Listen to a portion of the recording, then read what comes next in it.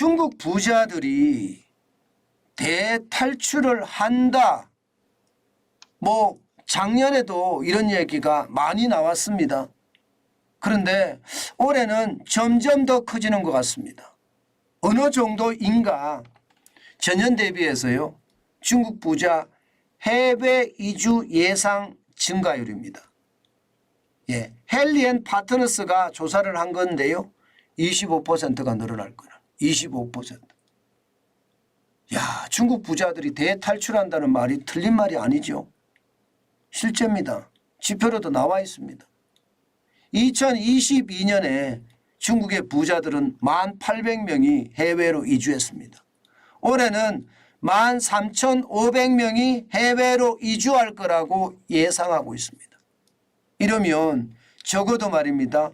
적어도요. 2,700명이 해외 이주한다는 이야기인가요? 그러면 전년 대비해 보면 25%가 되는 숫자입니다. 진짜 많은 중국인들이 지금 탈출한다고 이야기하죠. 인도도 마찬가지입니다.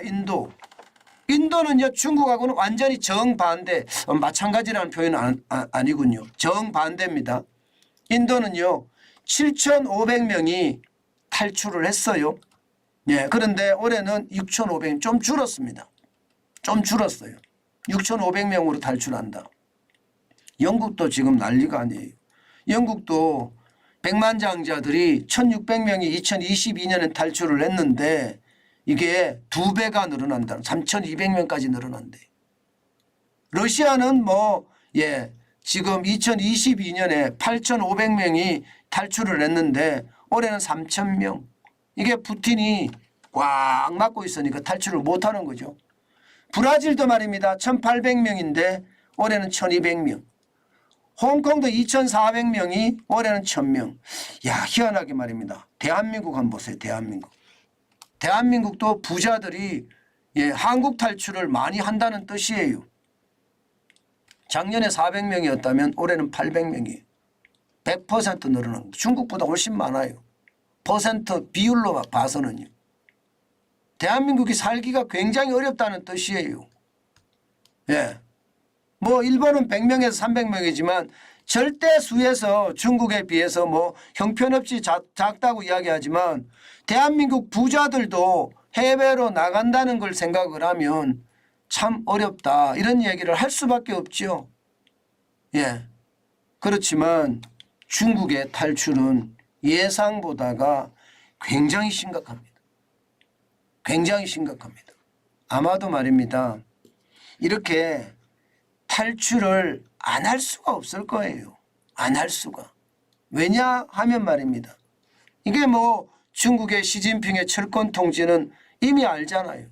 기본적으로 공동부유라고 해서요. 부자한테 세금을 더 매기고 더 많이 나눠서 가난한 사람들에게 나가나 주겠다는 그 하나 때문에 일단 탈출을 한다. 이렇게도 이야기하고요. 또한 말입니다. 반간첩법 만들어서 철권 통치를 더 강화하고 있잖아요. 이거 말입니다. 자칫 잘못하면 해석의 여지에 따라서요.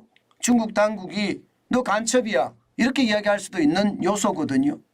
만약에 간첩 행위로 이게 유죄 판결을 받으면 종신형을 징역을 살 수도 있고요. 사형을 당할 수도 있습니다. 그러니까 차라리 중국에 있는 것보다가 탈출하자. 그렇게 생각하는 사람들이 진짜 많아졌다. 이렇게 이야기하고요. 경제도 지금 중국이 나쁩니다. 제조업 구매관리자 지수가 50이 기준인데 50을 못 넘고 있어요. 4월 달에 49.2였고요. 5월 달엔 48.8로 떨어졌다가 6월에는 49로 회복은 했지만 기준선이 50이거든요. 50 아래에서 맴돌고 있습니다. 코로나19 때처럼 35.7은 아니지만 지금 49라는 숫자, 그것도 3개월 연속 50 아래라는 숫자는 중국의 경제가 지금 잘 안 돌아간다는 이야기예요. 지금 시장에서 평가하기는 중국이 피크아웃이라고. 피크아웃. 이제 중국의 경제는 정점을 지나서 내리막만 남았다. 이런 얘기가 나오는 거거든요. 실제로도 말입니다. 실업률을 보면 충격적이잖아요. 6월에 청년 실업률이 말입니다. 21.3%까지 늘었습니다. 뭐 21.3%라는 수치는 진짜 충격적인 수치입니다. 그러다 보니까 이게 중국에 있으면 안 되겠네. 중국은 굉장히 어려워지겠네. 공동부유라는 공산당의 어떤 정책 정강도 충격적이고요. 반간첩법이라는 철권 통치에 대한 어떤 위험도 크고요. 경제까지도 무너지니까 중국에 있으면 안 되겠다. 나가자. 어디로 나가느냐? 기본적으로는요. 싱가포르로 나가자. 싱가포르로. 싱가포르에 제일 많이 나가고 있습니다. 왜 제일 많이 나가느냐? 실제로 보면요. 세계 도시 중에 주택 임대료 증가율이 여러분 싱가포르이 28.6%로 가장 높습니다. 뉴욕도 18.6%, 런던도 17.8%, 토론토도 15%, 도쿄도 8.4%, 시드니도 6.7%지만 홍콩은 6.4% 줄어들거든요.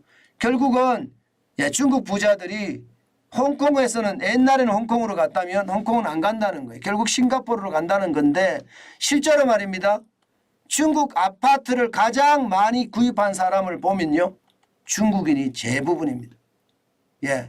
2022년 8월 기준으로 중국인이 싱가포르에서 932채를 사들였습니다.